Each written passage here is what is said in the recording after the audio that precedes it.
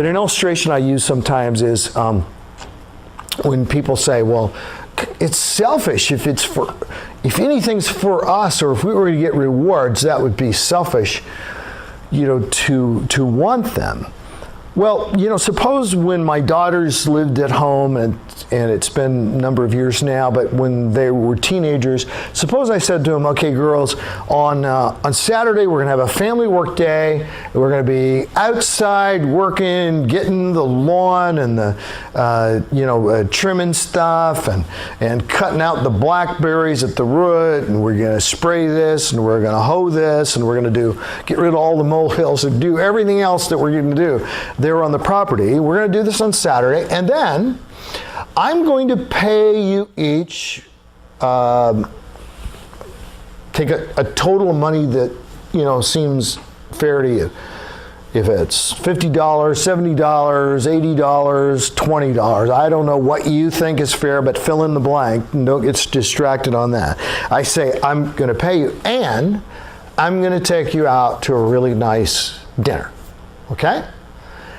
Now, suppose I said that to my daughters, and my daughters came back and said, Dad, we've been talking it over, and we've decided we don't want you to pay us, and we don't want to go out to dinner with you. This is our duty. It's wrong to think of reward. And so we're just going to do our duty on Saturday. Now, as their father, would that make me happy? No, it wouldn't. I want to give them the money. I want to take them out to dinner. I want them to want to go out to dinner with me.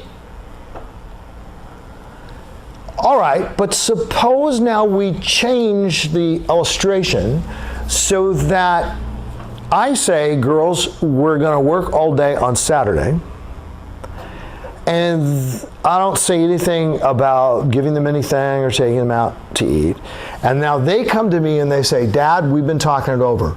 We're not going to do that work on Saturday unless you pay us this much and promise to take us out to a nice dinner. How would I feel then? That wouldn't set well. What's the difference in those two illustrations? What makes those so fundamentally different? First one, you are the one who offers. Yes. Whose idea is the reward? If God said nothing about rewards, said nothing about commanding us to store up treasures for ourselves, and we came up with the idea, hey, let's make this about us. Let's talk about we deserve to get rewards. That would be an entirely different thing.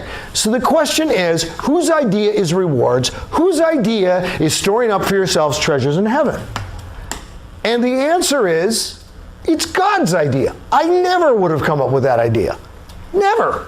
Are you kidding? By grace you've been saved through faith. It's by grace we're saved. We don't deserve anything. So we don't deserve rewards. And so it's just, but what strikes me is when God promises rewards, when he says, store up for yourselves treasures in heaven, and then we resist it as if, oh, well, we know better than God. We know that to be selfish.